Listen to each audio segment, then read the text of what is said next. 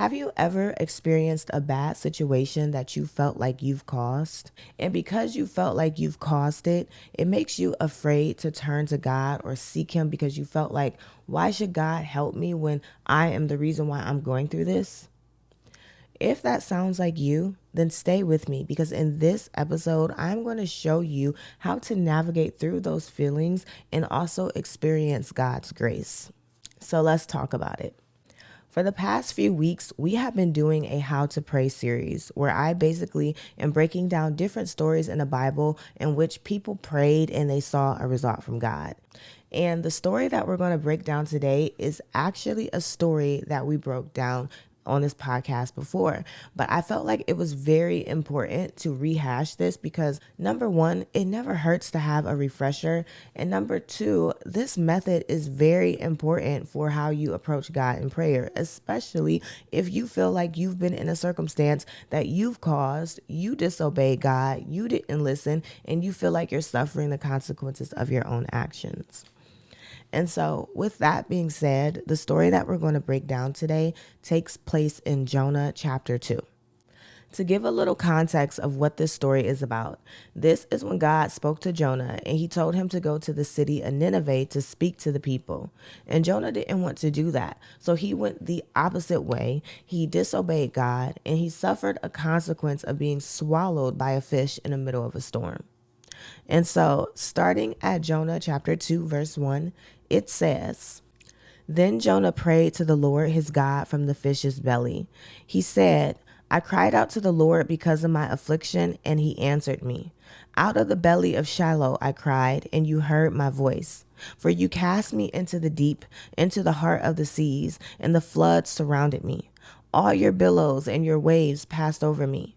Then I said, I have been cast out of your sight, yet I will look again toward your holy temple. The waters surrounded me, even to my soul. The deep closed around me. Weeds were wrapped around my head. I went down to the moorings of the mountains. The earth with its bars closed behind me forever. Yet you have brought up my life from the pit, O Lord, my God. When my soul fainted within me, I remembered the Lord, and my prayer went up to you, into your holy temple. Those who regard worthless idols forsake their own mercy, but I will sacrifice to you with the voice of thanksgiving. I will pay what I have vowed. Salvation is of the Lord. So the Lord spoke to the fish, and it vomited Jonah onto dry land. So let's stop right there. When I first read the story of Jonah, especially chapter 2, what stood out to me was the way in which Jonah prayed. So if you look at verse 2, Jonah said that he cried out to God and God answered him. If you look at verse 5, Jonah is describing his experience while being in the situation, and he's using past tense words. So he was saying things like, weeds were wrapped around my head, not weeds are wrapped around my head. If you look at verse 6, he is talking to God as if God has already brought him out of the situation. He says, I went down to the moorings of the mountains. The earth with its bars closed behind me forever. Yet you have brought up my life from the pit. He's talking as if this has already happened. And the reason why this was so powerful to me is that Jonah is praying this prayer while he is still in the fish's belly. If you look at verse 10, it says, after Jonah finished praying, the Lord spoke to the fish and told the fish to spit Jonah onto dry land. So this means that Jonah was praying as if he was delivered while still being in the place that he needed deliverance from. And what this showed me is that when we are in a hardship, when we are experiencing suffering, and we are in a place where we are asking God to come and pull us out of, it is very important that we speak to God as if it is already done, and that we speak to God from a place of confidence. If you remember when I first started this series, I started it with the episode telling you the wrong way that we go about prayer.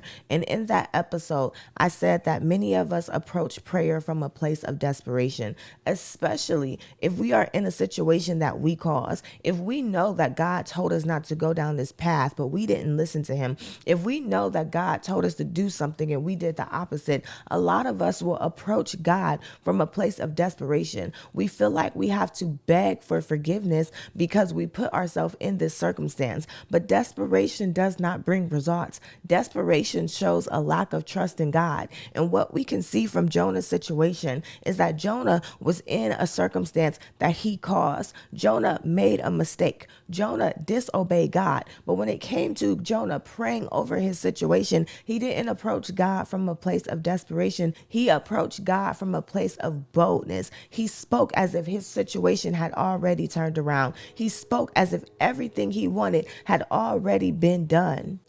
Jonah's story should be motivation to you of how to come to God.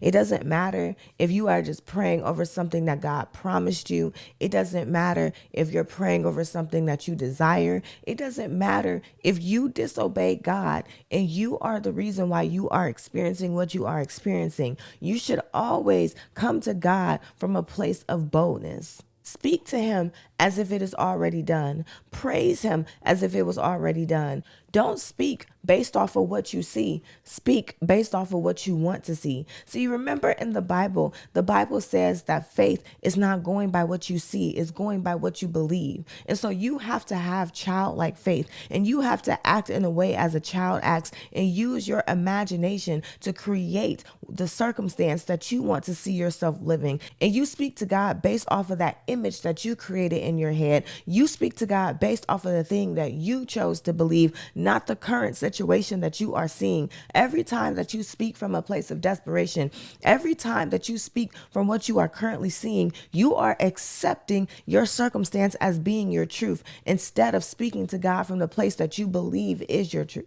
And what you have to realize is what you speak shows God what you believe in your heart, what you choose to accept as your truth. So if you continue to speak from what you see, you are showing God what you believe, which is why you cannot birth more than this. But if you choose to use your imagination to be like Jonah, it doesn't matter that I'm sitting in the belly of this fish. It doesn't matter that I'm suffering right now. I choose to see myself being free. I choose to see myself on dry land. And you speak to God from that place. You will see a Jonah type of miracle where God takes you to the place that you showed him you believe he could take you to. And before we go, I'm sorry that this is very short. If you can't tell, my throat is hurting really, really bad. But like I said, the story of Jonah should be a way that you pray no matter what your circumstance is. But a lot of us, when we feel like we caused our circumstance, when we feel like we disobeyed God and we're suffering the consequence of that, it's very hard for us to approach God, and we tend to approach him from a place of desperation. And so what I'm trying to show you is that it's okay to approach God from a place of abundance. It's okay to approach God from a place of confidence. It's okay to approach God from the place that you desire to be. But it's important that you take everything that Jonah said into consideration, especially if you're approaching him after you messed up. So I read this passage in many different translations because I like to compare them and make sure that I get a deeper understanding. And when I was reading this in the Message translation, because I read it to you originally in the NLT, but I read the Message translation. And in verse 9, it says, "But I'm worshiping you, God, calling out in thanksgiving, and I'll do what I promised to do." Not only did Jonah speak what he wanted to see as if it was already done while sitting in the belly of the fish, but he also told God, because you brought me out, I promise I will do what you told me to do. So when you give me this second chance, even though I'm undeserving, I'm not going to continue to disobey you. I only had to learn this lesson one time. I will be obedient to the instructions that you called me to. And so if you are in a situation where you feel like you have caused the circumstance that you are going through, not only do you want to speak as if it is already done, as if God has already brought you out, but it's important that when he does answer you, you do the thing that he told you to do. Don't let God give you a second chance and then you continue to disobey him. You continue to say, screw him. Take this second chance, use it wisely, and do the things that God told you to do. And so If you don't take anything away from this episode, I want you to speak as if it's already done. It doesn't matter if you made a mistake. It doesn't matter if you feel like you caused your situation. Speak as if it is already done. And also let your actions match what you are speaking. So don't just speak, but also do the things that God called you to do. And so that is all that I have for you today. I'm sorry if this was a little short. Like I said, I'm trying to get over a cold and I keep coughing. My throat hurts. So I'm just trying to get the point out and go about my day, right? But our action step for this week is very, very, very simple.